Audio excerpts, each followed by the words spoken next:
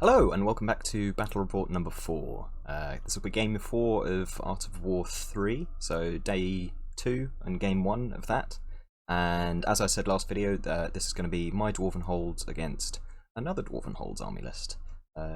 Two very, very different lists as we're about to take a look at. So I did pretty well day 1, and I was hoping to carry that on to day 2, but we'll see, shall we?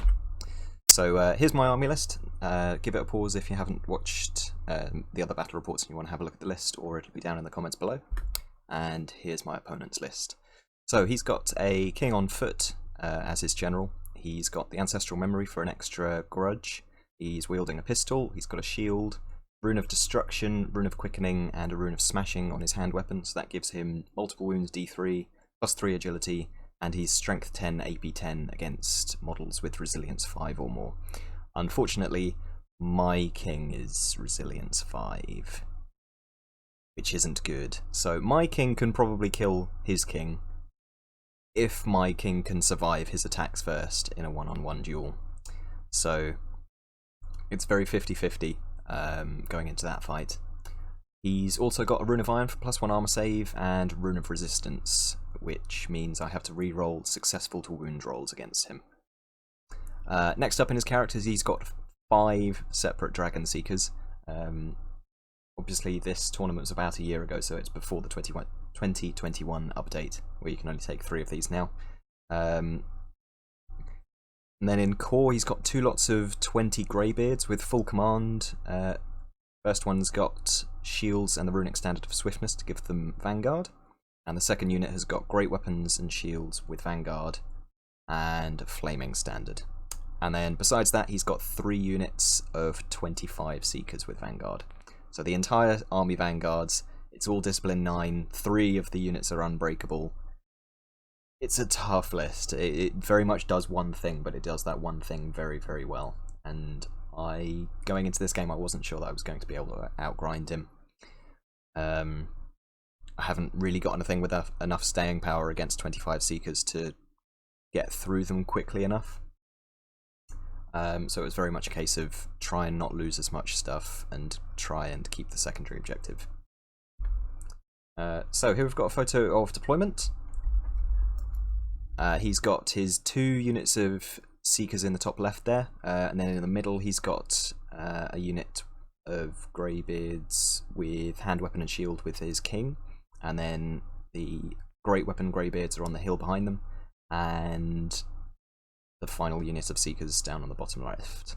And I've got my 2 big combat blocks in the bottom centre with the Seekers left to the left of that, the artillery on the hill, my steam copters on the left, and the clan warriors scattered about to try and distract his units and then possibly flank a Seeker unit if I can get them to, if I can catch them in the right positions. So for this game we were playing refused flank and secure target. You can see 1 token in the centre there. That's the one that I think he put down. So he's going to Vanguard into the centre of the board, and then he can just hold that and fight me off. And I tried to keep his second, because he's only got the 2 scoring units, I tried to keep his second scoring unit back there by placing my marker back there, and my hope was either he'll be distracted with trying to hold that with one of his 2 scoring units, or I can march around there with my clan warriors and hold the objective. That was the plan, but with Vanguard there isn't an awful lot of reason for him to not just come through at me and hold that centre one.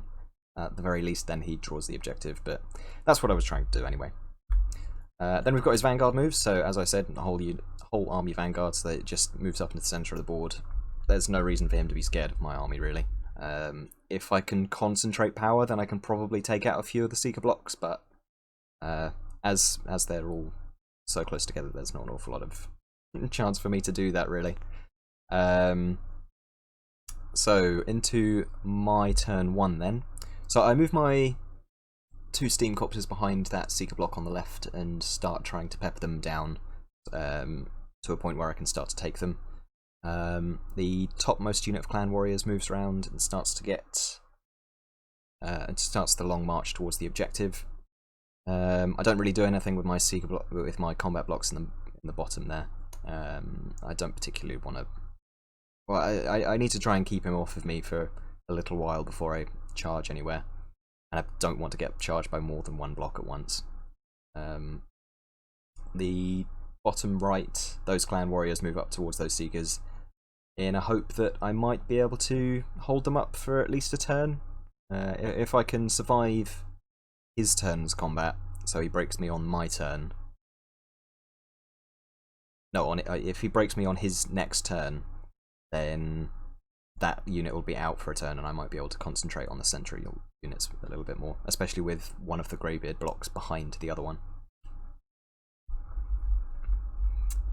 So the artillery doesn't have any big targets to shoot at, so I just shot at the King's unit, try and bring that down a little bit.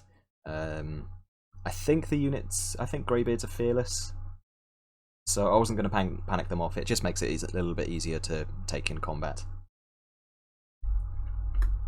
So onto his turn one. He is bottom right Seekers charge into those clan warriors as I'd hoped. And then obviously he hasn't got any shooting or magic, so we go straight through to combat, and obviously he just smashes straight through. I suppose he's got paired weapons, so he can ignore my my parry, and then he's just got enough attacks that even with heavy armor and shields and a 5+ shield wall, I haven't got enough to stand up against him. And with strength 3, I'm probably not going to do a lot of damage back to try and stop myself from losing combat. But that's what I tried. Then onto the view of the board at the end of turn 1.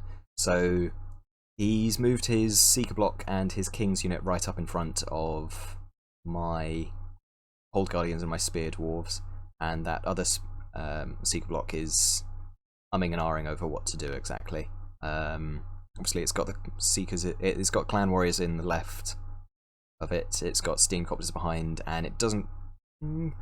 Well, I mean, if my Seekers charge his Seekers, mine probably die, but they could take off a large chunk of them, especially if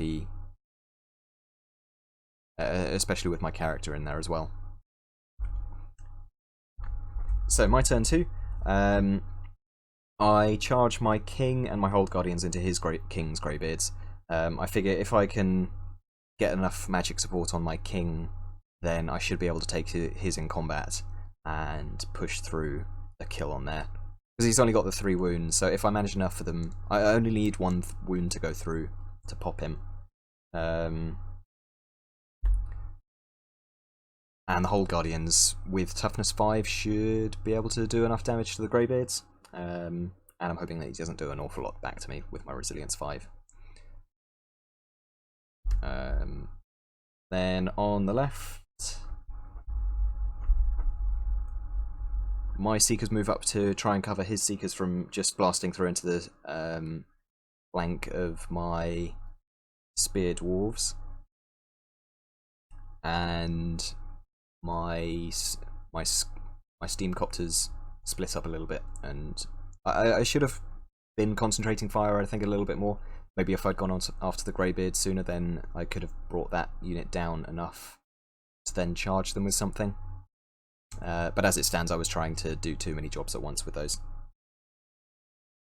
So I managed to get Gleaming and Resilience on my King, so that's -1 to wound, and it's -1 to hit him in combat.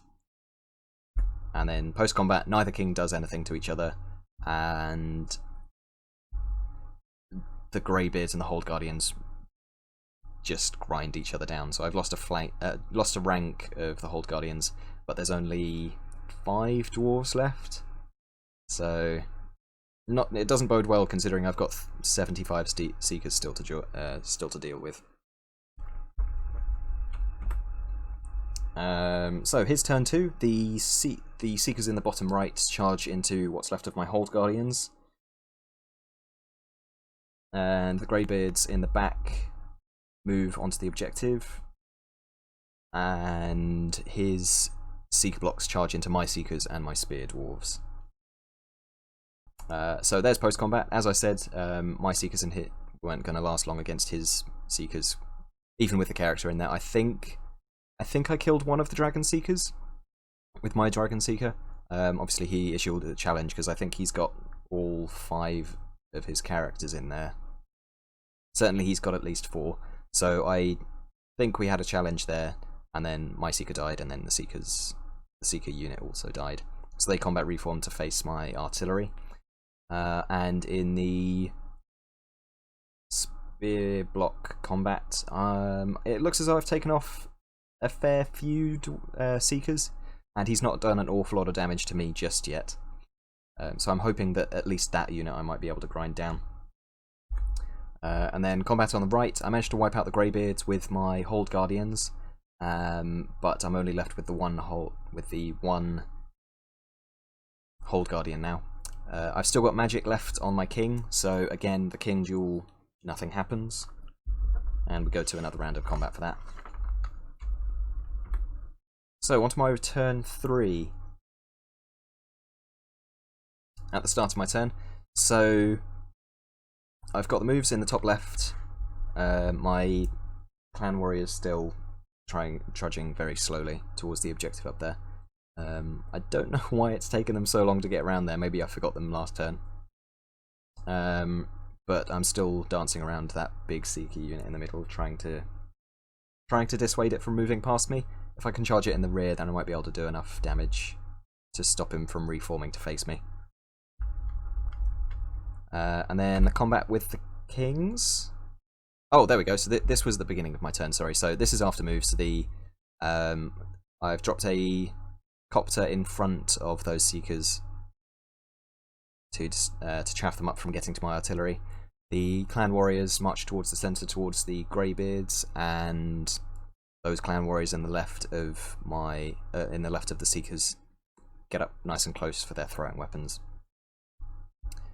And then post combat on the right, my King finally fled. There was,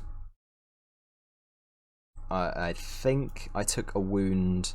I've got a wound dice on him, so he must have taken a wound from the enemy King, and then losing the Hold Guardian finally broke him.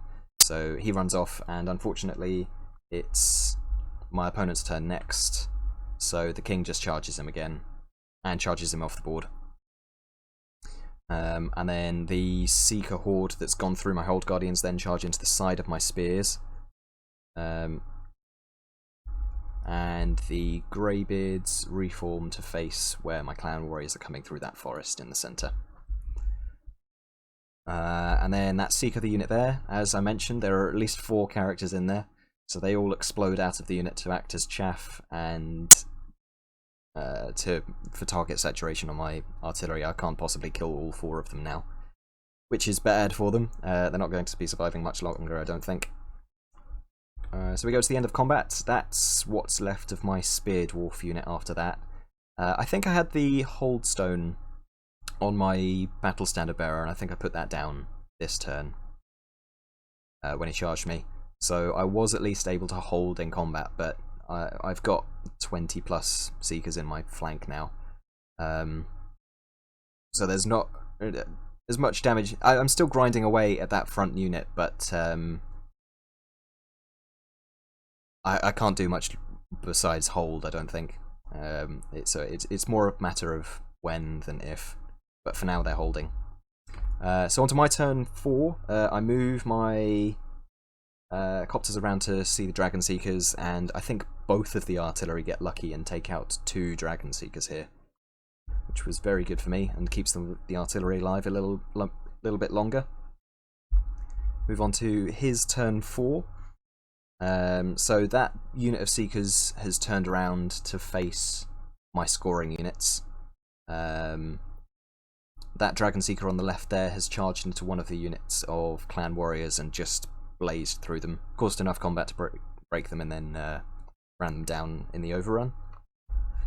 And on the right, this is before combat, so I've got a couple of spells off from last turn by the looks of things. Gleaming and Oaths for rerolling wounds. And then after combat, my BSB succumbs to the attacks. I think he was in a duel with that Dragon Seeker who's charged in on the left of the unit. So my BSB is now dead, which means the Holdstone is now gone. So I've now got a unit in my flank for a big flank with 3 ranks, and I haven't done enough damage to hold. So that spear block finally breaks and flees, and is caught in the overrun by the 2 spear blocks. So what I've got left is both of my steam copters. I've got 1 unit of clan warriors up in the top right, and I've got my artillery and my Anvil of Power in the bottom left. So from here, in turn 5 and 6, it's just me trying to keep alive what I've got left. He kills the cannon with his Dragon Seeker, and he should be up on the top of the hill there, but because of how steep it is, he's left it down at the bottom, which is fine. So the Seekers charge into combat with the Bolt Thrower. Don't quite kill it, but they're in combat for next turn. And the 22 Seekers there charge into my Anvil of Power and kill that. Clan Warriors, I think, are still fleeing, so they have made it close to the objective, but unfortunately they can't hold it if they're running away. And the 2 Steam Copters continue to pepper that units of Seekers here, trying to get them to at least down to half points. And then in turn 6, he finishes off the Bolt Thrower and turns around to face the Steam Copters and charges them in the rear. And that was the last picture. So I can't remember if he managed to kill that Steam Copter, whether or not that was enough time for him to kill it, but certainly he took enough points to get to a 16-4, and then he held the objective with his untouched greybeards in the centre there. So it was left on a 19-1 to him. So I think that went about as well as I could really hope. With Vanguard, and with there being just so many Seekers, I don't have enough of a punch in 1 turn to outgrind them. I'm a pretty grindy army, but just not as much as 3 lots of 25 Seekers. So I was disappointed to score so low, but I'm not sure how much better I could have played that. I think probably the place I really went wrong was leaving my objective so far away to make that.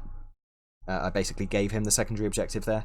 I wasn't going to be able to fight through to his secondary scoring unit in the centre there, but if I placed my token somewhere a little bit more sensible, then I could have at least forced, because I knew that his Seekers were coming forward, so I should have put it somewhere off to one of the flanks, maybe force the Seekers to come after that instead of hoping that he'd leave a unit behind. But there we go. So that's it for that one. Thank you very much for watching. Let me know what you think in the comments below, and I will catch you in the next one.